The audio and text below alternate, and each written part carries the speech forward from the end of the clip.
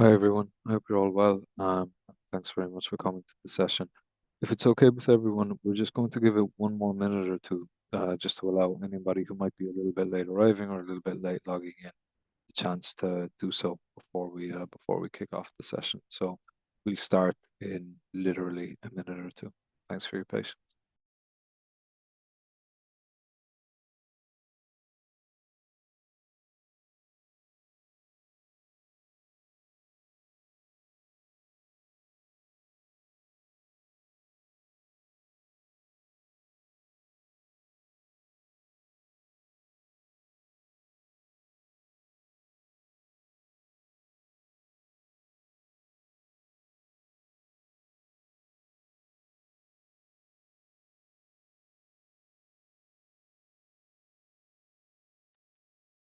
Okay, so if it's all right with everyone, we can just crack on, and anybody who was not able to attend can watch the recording.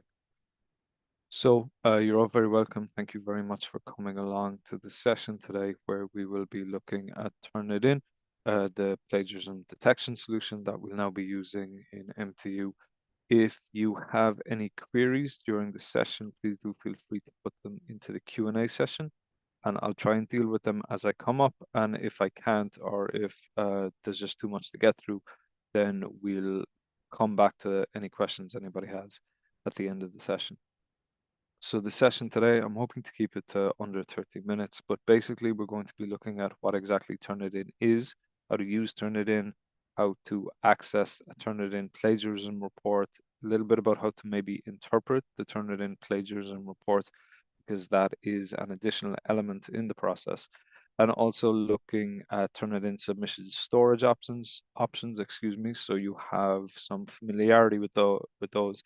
And then also at the end, we're hoping to just go through a couple of, I suppose, suggestions about how Turnitin can be used effectively. So as I said, if you do have any questions or queries, please do feel free to simply enter them into the Q&A section. And I'm joined by my colleagues, Shane and Sarah, today, who are very graciously helping me with queries that come up. So what is Turnitin? Turnitin is a web-based plagiarism detection solution here within MTU. It is replacing Original, which was the previous plagiarism detection solution. And basically what Original and what Turnitin both do is they check submitted student work for potential unoriginal content. And they do that by comparing submissions basically anywhere online, from uh, I suppose, pages on the World Wide Web to journal articles, book chapters, and also submissions from other students, not just within MTU, but worldwide. Um, I suppose something to highlight maybe from the beginning is the use of the term potential.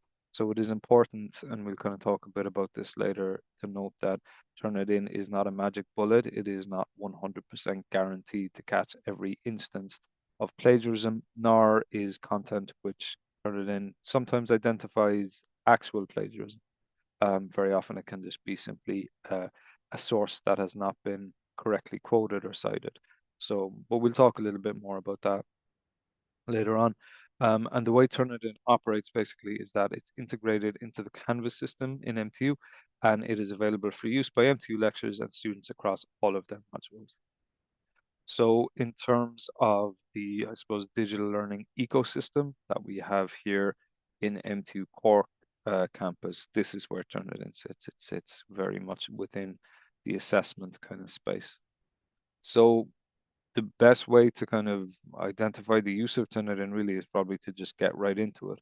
So the way in which you can create, or the way in which you can use Turnitin very simply, is within the Canvas space. When you create an assignment, we can give it a title,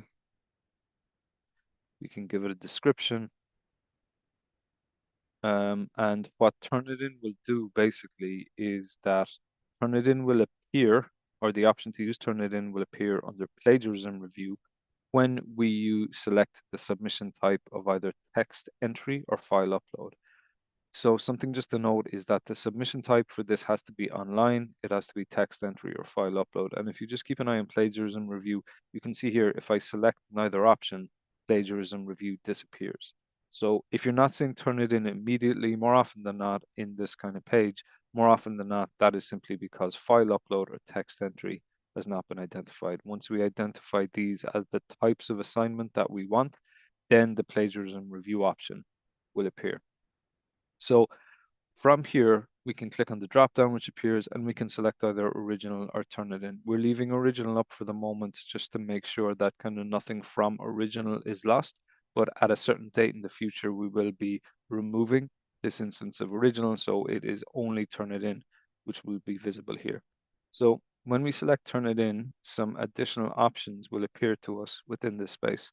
What these additional options will do is they'll basically identify to Turnitin the type of plagiarism review that we want and kind of a number of additional details in terms of where student submissions to this assignment will or will not be stored, what to compare it against, and also how it should present the similarity report to us. So the main option to begin is store submissions in. Now I'll talk a little bit more about this in greater detail during the session. But basically what this allows us to do is it allows us to determine when a student submits their work to this, do we want that student work to be stored or kind of added to the standard paper repository, which is basically Turnitin's kind of worldwide repository of student submissions. So in terms of what Turnitin does is Turnitin will basically take submissions from students as part of this assessment. And what we can do if we select standard paper repository is we can basically say to Turnitin, add this to your worldwide database. So if this is the identified option, what it basically means is this will be added to Turnitin's database of student submissions from across the world, from any and every university or institution which is using Turnitin. If we select the institution paper repository, what this means is that Turnitin will not add student submissions to this assignment to their kind of worldwide database. But what it will do is it will add it to kind of, you can think of it like an MTU Turnitin database. So it basically means that student submissions to this will not travel outside the walls of MTU.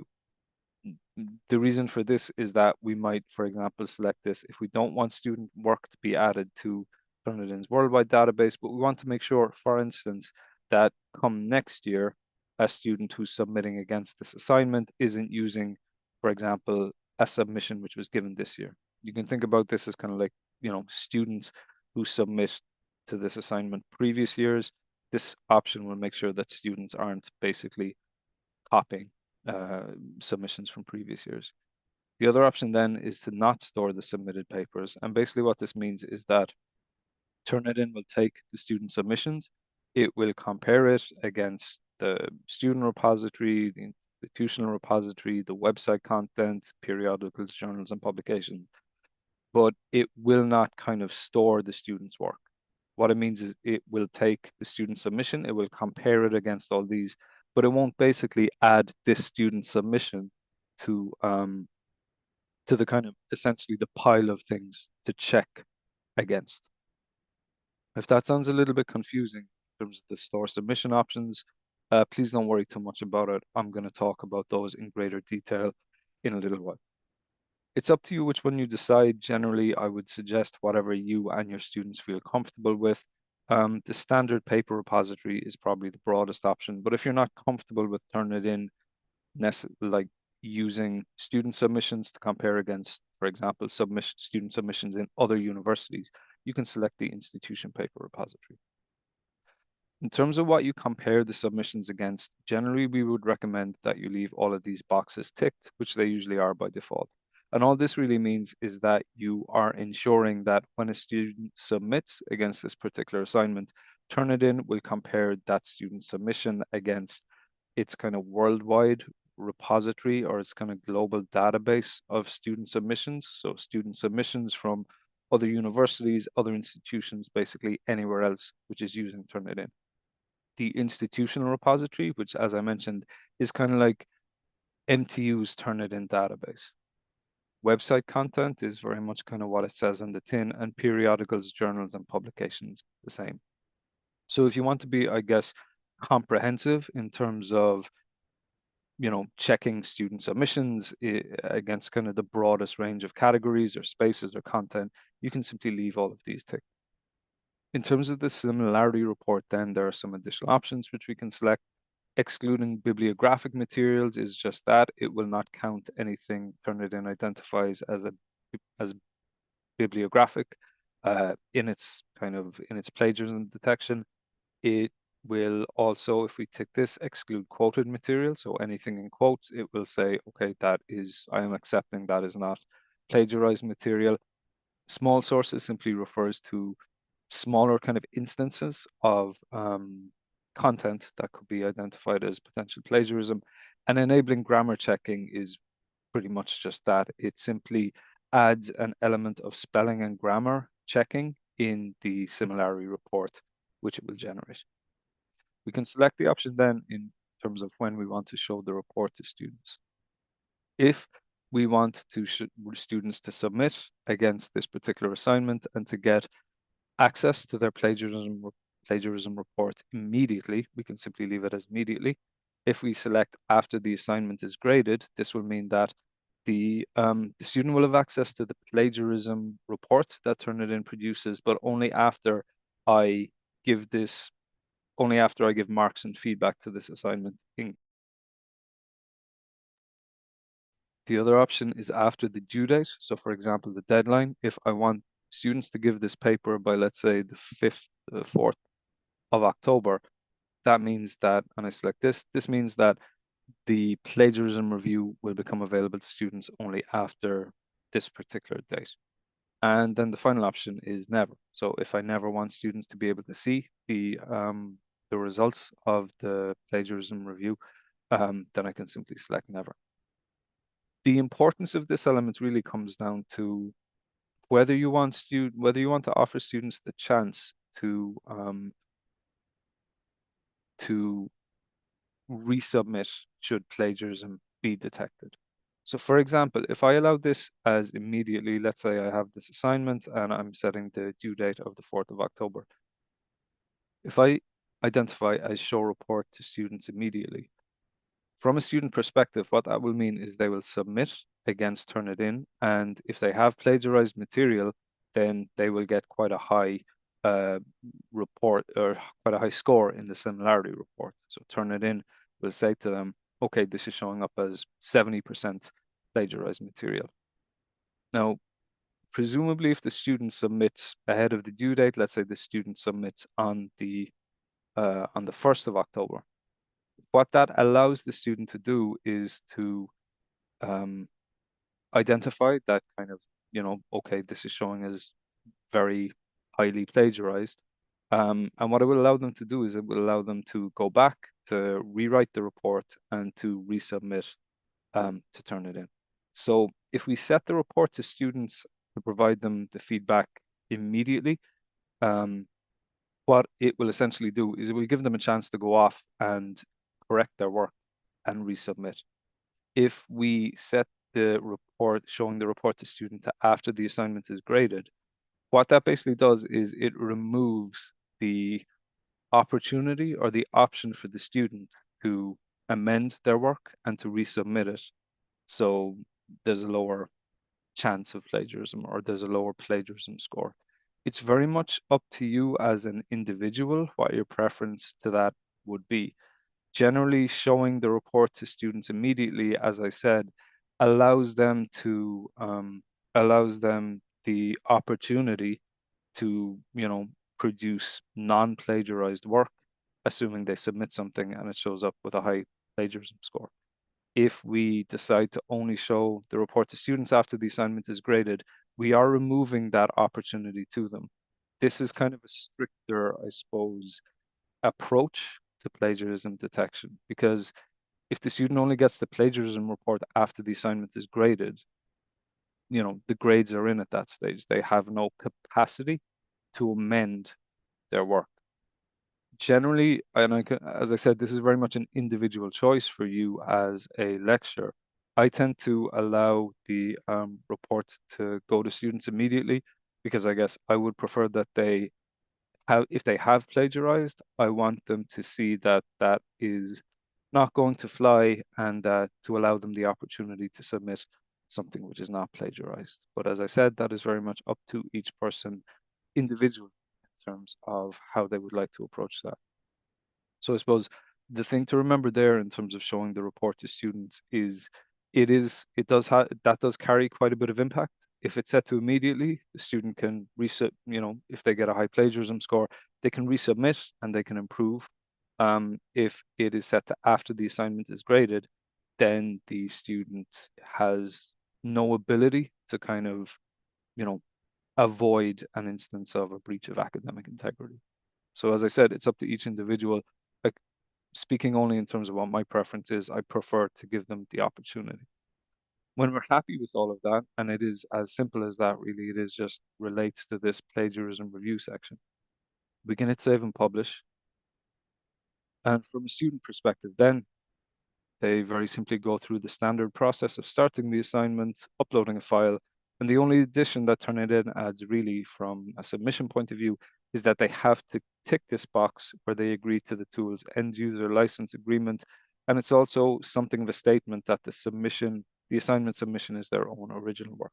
So it will, if you add a plagiarism review element to your assignment, it will require the student to tick this box before they hit submit assignment. Once a student has submitted an assignment, what will happen is that Turnitin will begin the process of developing a similarity report or a plagiarism detection report. From an instructor point of view, we can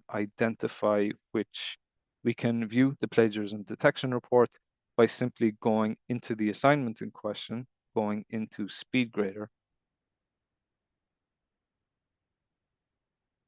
and from within SpeedGrader, moving through the various students available, we can see over on the right-hand side that in addition to the student submission, there is also this similarity score. So anyone who's used original, it's very much a similar process to the way in which we can access the similarity score is we can simply click on this percentage, which is given to us here. And that will open up the similarity report in the Turnitin environment.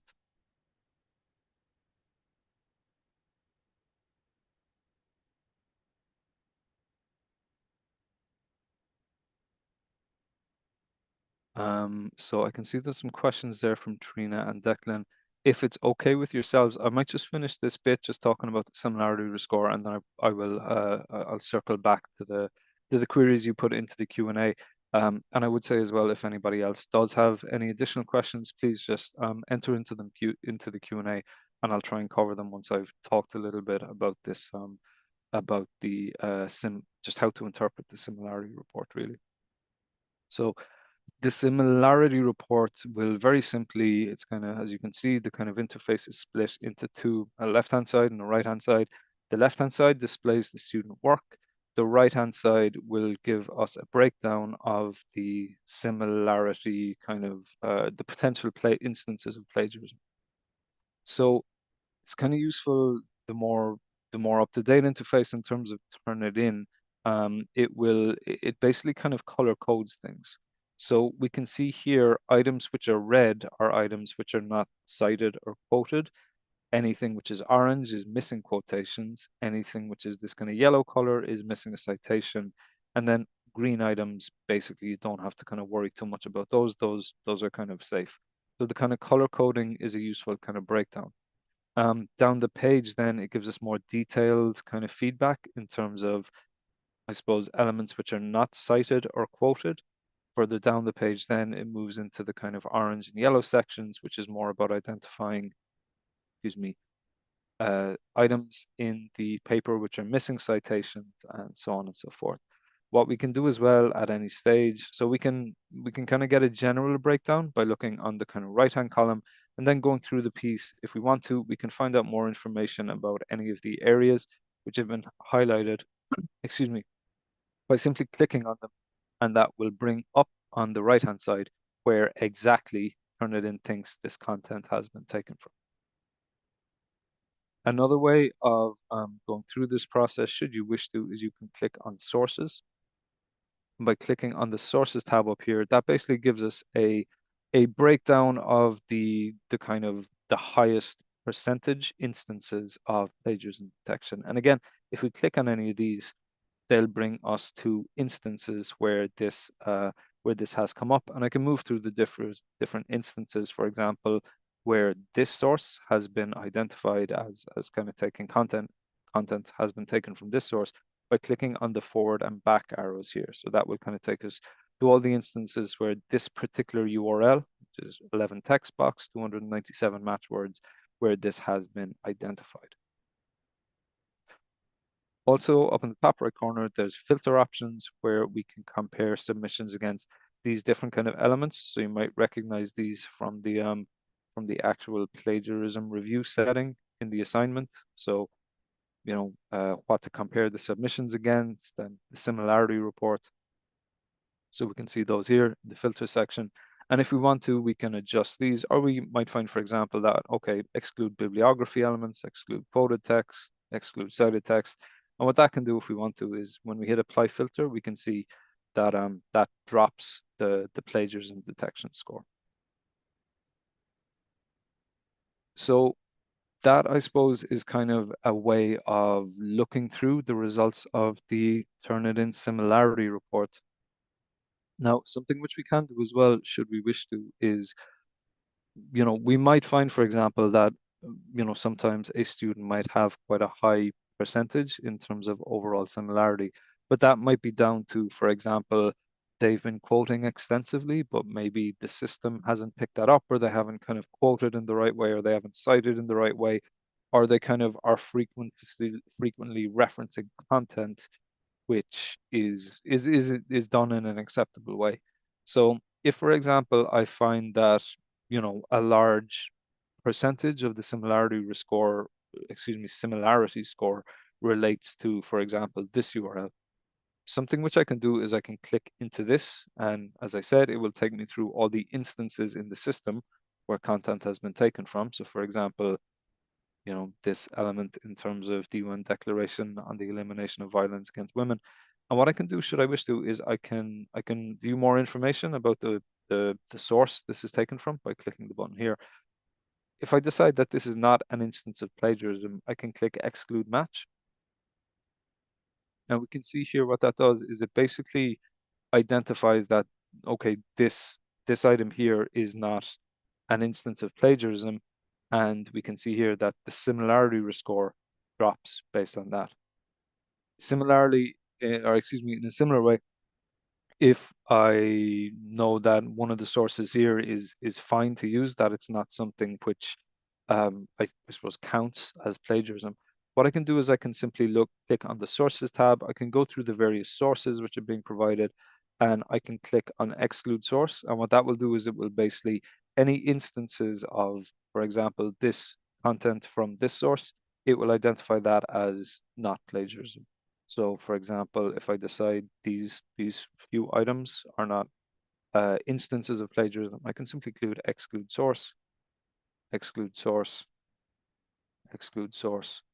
And we can see here that that slowly and steadily brings the overall score down.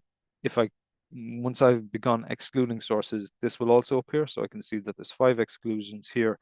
If I decide I want the original kind of report, I can click include all sources, include all text box, and that will bring the plagiarism detection score back up.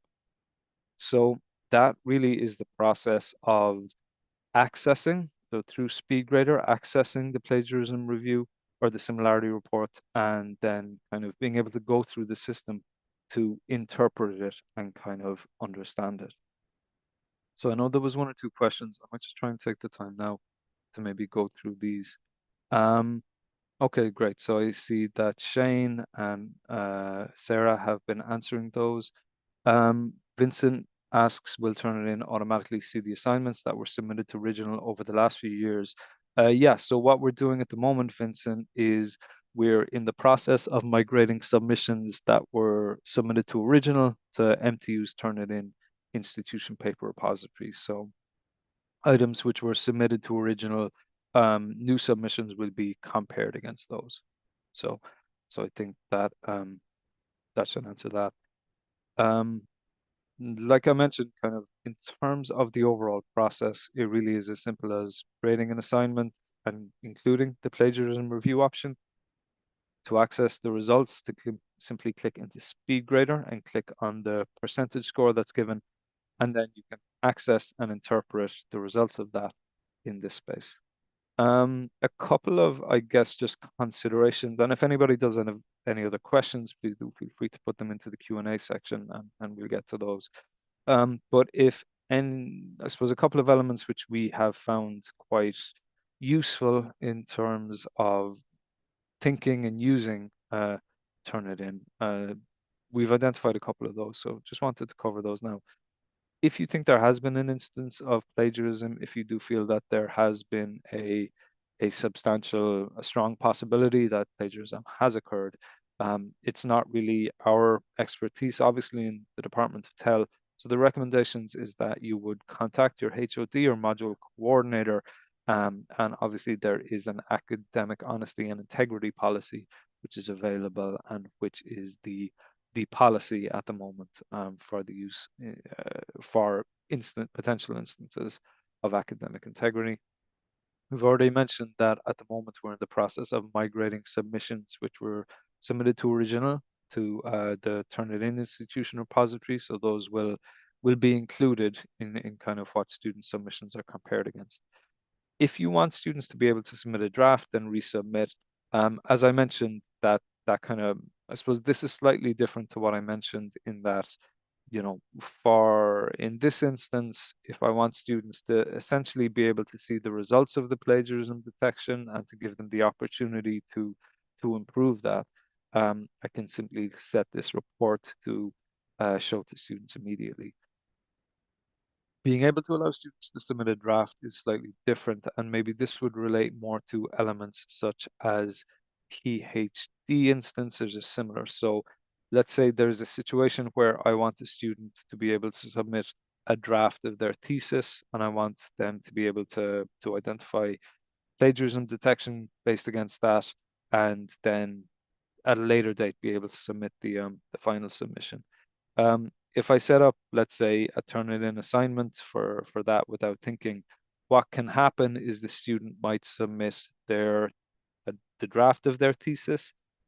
That goes into the institution repository or the global repository. And then when the student submits their final assignment or their final version of the thesis, it's showing up as 100% plagiarism, because what Turnitin is doing is it's comparing their final version of the thesis to the draft version of the thesis. So to avoid that situation, what you would do is you would set up two assignments, a draft and a final submission. And for the draft submission, we're going to set the option to do not store the submitted paper, because we don't want to add the draft of their thesis to any kind of database that the final version will be compared against, and we will set the report to show to students immediately. And what this basically means, this setting, is that Turnitin will not store the draft version, so the final version will not be compared against the draft version from a Turnitin perspective, and we want students to be able to see the results of their draft immediately so that they can begin amending or changing as desired.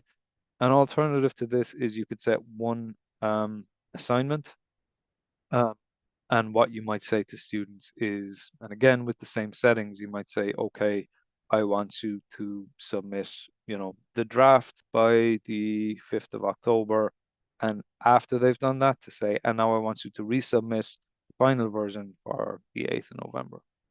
But generally, we would recommend to keep things cleaner. Simply set up a draft assignment and a final assignment.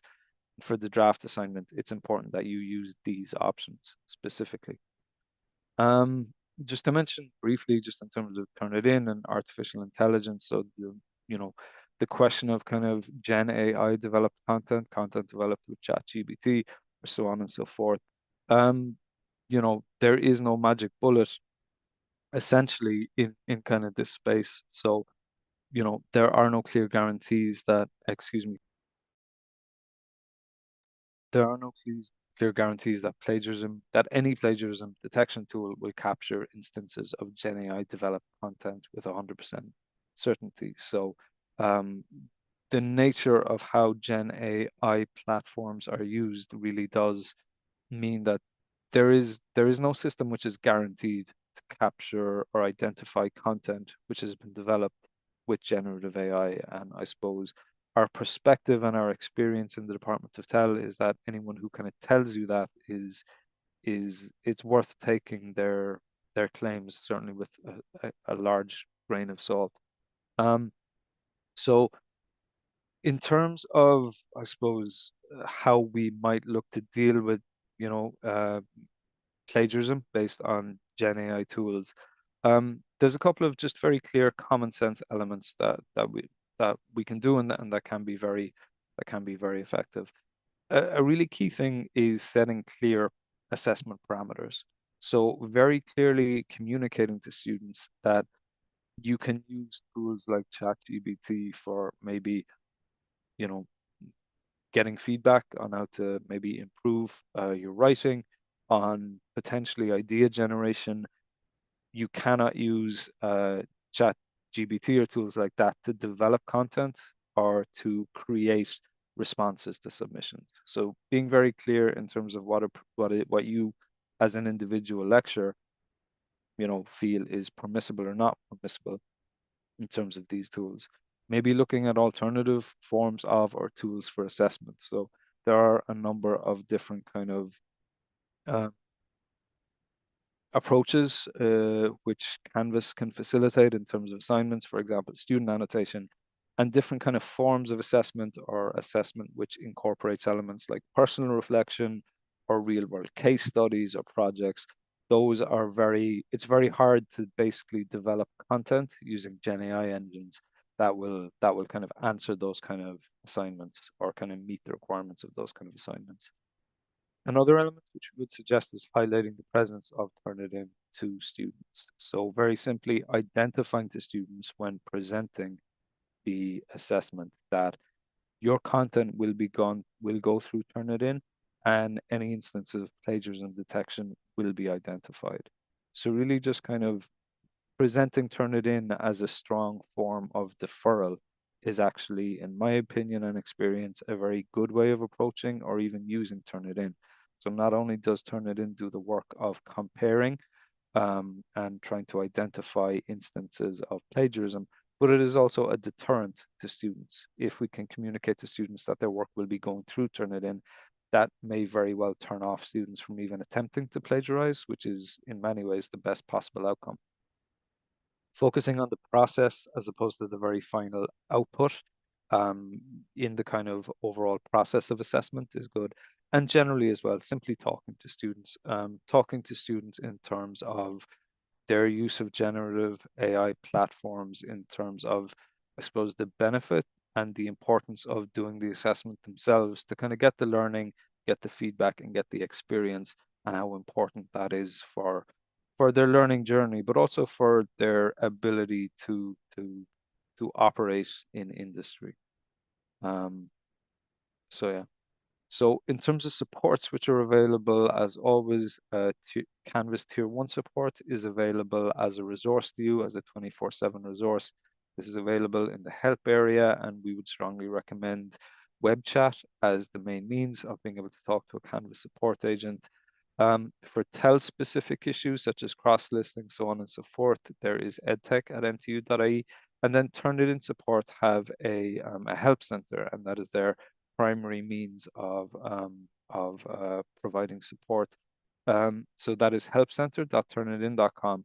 And if you go into that space, what you can do is you click up in the top right corner to submit a request. And when asked which Turnitin product your query is in relation to, select Feedback Studio, or excuse me, select the boxes in the wrong place there. It should be Similarity. So Similarity is the Turnitin product that we use, and that is what your query should pertain to. So I know there were a number of Q&A sessions, which I can see Shane and Sarah answered very ably. But if anybody does have any final questions that they would like to ask, please feel free to do so now in the Q&A section.